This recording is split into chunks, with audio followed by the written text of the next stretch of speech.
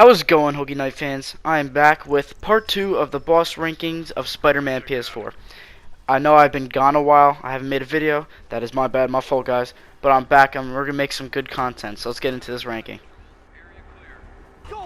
Just to reiterate, for any of my homies or my Hokies that missed the first ranking video, these boss fights are ranked by mechanics, story significance, and entertainment. If you guys don't agree with how I rank some of these boss fights, let me know down in the comments. I would be happy to discuss with you, and it'd be an awesome conversation to have. So yeah, let's get into ranking these boss fights in Spider-Man PS4.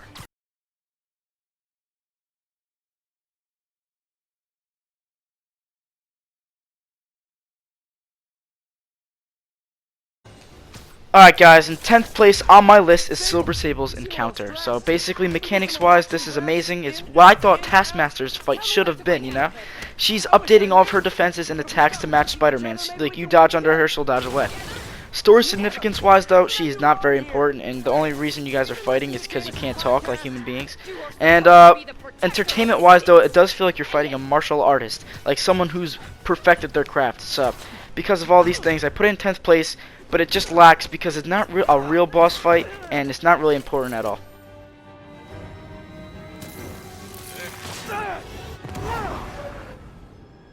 Damn you!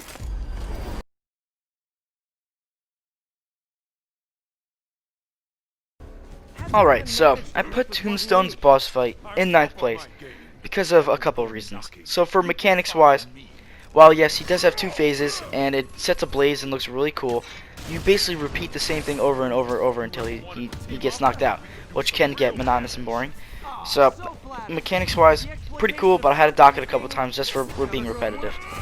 Entertainment value though, it scored a lot higher because the main stage or the boss arena sets ablaze and it's really cool looking. So I mean, I had a lot of fun with it. But the other thing it didn't do really good is significance, story significance. I mean, he's a side mission and he's totally optional and he has no integral part of the story. So he's not very important at all. That's why I put him at 9th place.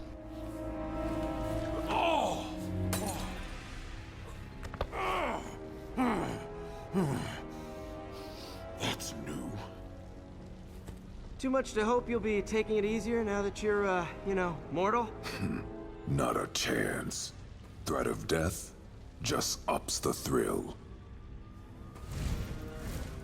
Hell of a left hook.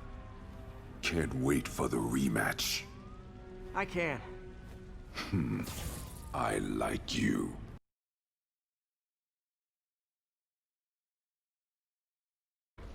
Alright, so you guys might be thinking, why did the Kingpin fight rank one spot higher than Tombstone when they basically have the same mechanics?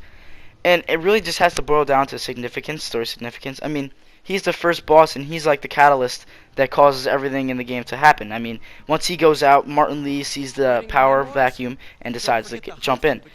But anyway, I'm going to talk about mechanics even though they are pretty much the same. So, he has two phases, well actually kind of three if you count the turrets. And the turrets are a cool addition too, so maybe that's what bumps it up a little bit. So you have to web up the turrets, break the glass, you fight him, you web him up, whatever, and then he breaks you through the wall and you do the same thing with a couple of bugs. So mechanics wise, it's not too complex, but it does have a couple of phases which I can appreciate. Story significance, like I said, he is the main catalyst for everything that happens, so he's very important. And entertainment value is the first boss fight of this game, and I was super stoked just to play it. So I mean, obviously it ranks super high. And Kingpin is also like a well-known villain, so it's pretty cool to take him down. And the reference at the end with Spider-Man when he does the upside down kiss was just amazing. I had to kiss the game a little bit. I kissed my controller. I was like, yo, nice job, Insomniac. Anyway though, that's why Kingpin's boss fight comes in 8th place.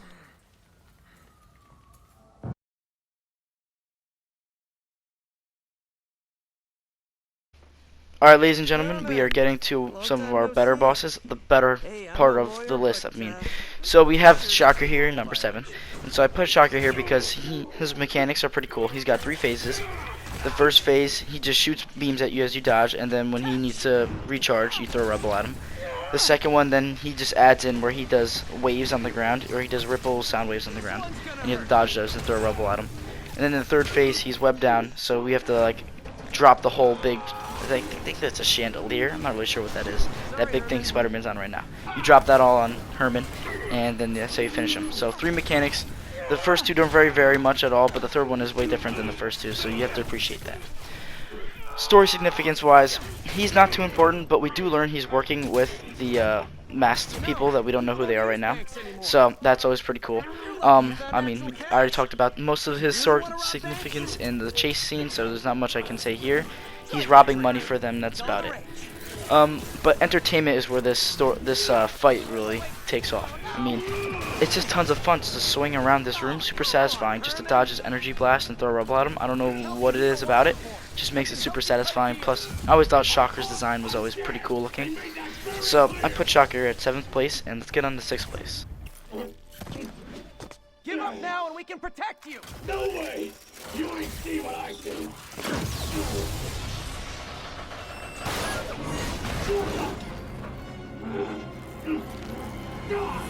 You son of a...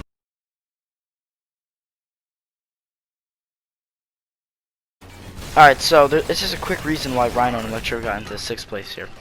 While, yes, it was cool that they have a team-up in a boss fight, and they are important to the story, the mechanics overall just felt janky and didn't feel smooth whatsoever. The exact opposite of the Electro and Vulture fight, in my opinion. So, damage Rhino, what you had to do is you had to lure him in a certain spot and then pull or throw a piece of hard, like, rock or concrete to be able to damage him. And it was just so hard because there's only certain spots, and once you used it, you would lose it. So you had to, like, lure him half the time is just trying to get Rhino to get into a certain spot, which for me was like a waste. And then Scorpion was okay. He didn't really do anything too atrocious, but he was just kind of like shooting blobs at you, and occasionally he'd jump at you. But yeah, it just didn't feel as smooth, and I was a little bit disappointed, so that's why I got in 6th place. You know what Octavius will do if he finds out you failed? I failed? Yes, you freak show! A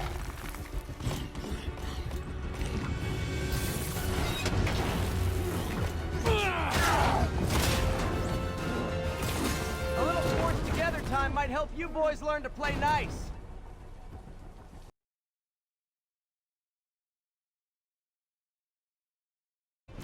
Alright, so in our middle rank for the top 10, in 5th place we have the Hammerhead's first fight. So I do like this fight because it does bring up the challenge factor. Like, a lot of the bosses in Spider-Man didn't really have a challenge, they lacked it. But the DLC definitely improved upon that. So yeah, here's the first challenge you kind of really face in a boss fight. He has a suit that throws a ton of different like attacks at you with laser beams, charges, bombs, shots, and he has thugs as well. So the mechanics is obviously well designed, and you could take him out like a normal thug, but he's just way more well armored and has a bunch of big superpowers. I like this one because it seems still realistic before he goes all robotic in the next fight. I'll show. But and also story significance, he's the main villain of the DLC, so he's pretty important. And this is like the first time you're fighting him and you're about to take him out. He's been like causing terror this whole DLC, and now you're finally coming face to face with him. So it's always satisfying to take someone on. And entertainment wise, I had a lot of fun. It was actually kind of stressful trying not to die because it was actually pretty hard. So that's why he comes in 5th place.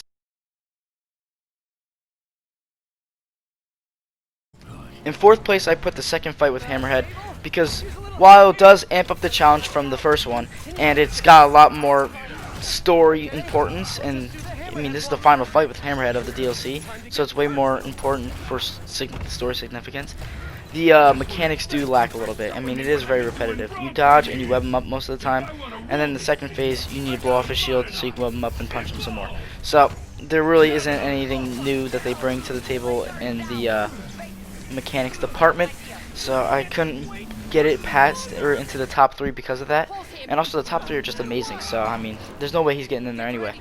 He's the entertainment value, it's cool to beat the final boss, but like I said, the other 3 just beat him and there's nothing he can do about it. So without further ado, let's get into the top 3.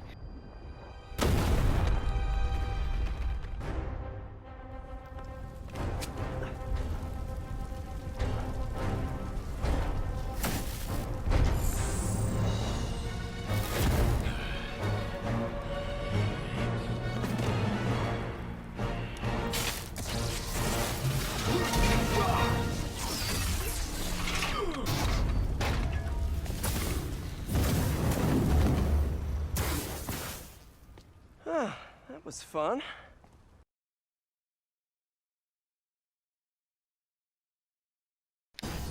Luckily, like I said in the last video, the third fight with Mr. Negative is 10 times better than the two fights beforehand. First of all, it starts off with your flashbacks with Mr. Negative, and it goes through his whole family and his pain, so I thought that was amazing. Then when the actual fight comes, the mechanics are just pretty good. I mean, you have a toe-to-toe, like 1v1 fight with him where he just uses his sword, you dodge the energy blast, and you get your hits in. And then in the second phase, he becomes a true demon, and you have to basically dodge all those sweeping attacks and get in there and damage him. So yeah, Mr. Negative's fight comes in third place, and now we're moving on to their top two.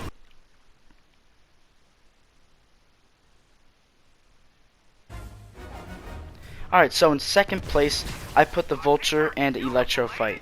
I did this because, honestly, it was just so smooth, and it was, like, I mean, the Sinister Six, what can you say? I mean, Vulture and Electro seem to, like, work with each other very well. You dodge one Electric Blast while the other one's zooming in, and then you have to destroy Electro's towers, which is amazing as well. And the whole thing is just super smooth, and I love what they did with it. That's why I'm putting Electro and Vulture in number 2, and you guys can guess which number 1 is. You're fighting the wrong. And number 1, I put the Doc Ock fight. Doc Ock was the culmination of the whole video game. He's the main antagonist, and honestly, what other fight would I put? Yes, he can get a little bit repetitive at times, and it's not too hard, it's not really challenging, but that's okay because it hits all the story beats I was hoping for, and at the very end it shows how Peter feels betrayed by his whole mentor, and it's everything I could have asked for. So Doc Ock's fight gets number 1. Alright guys, thank you for watching, and I'll make some more great videos for you guys to watch. Thanks. Alright, bye.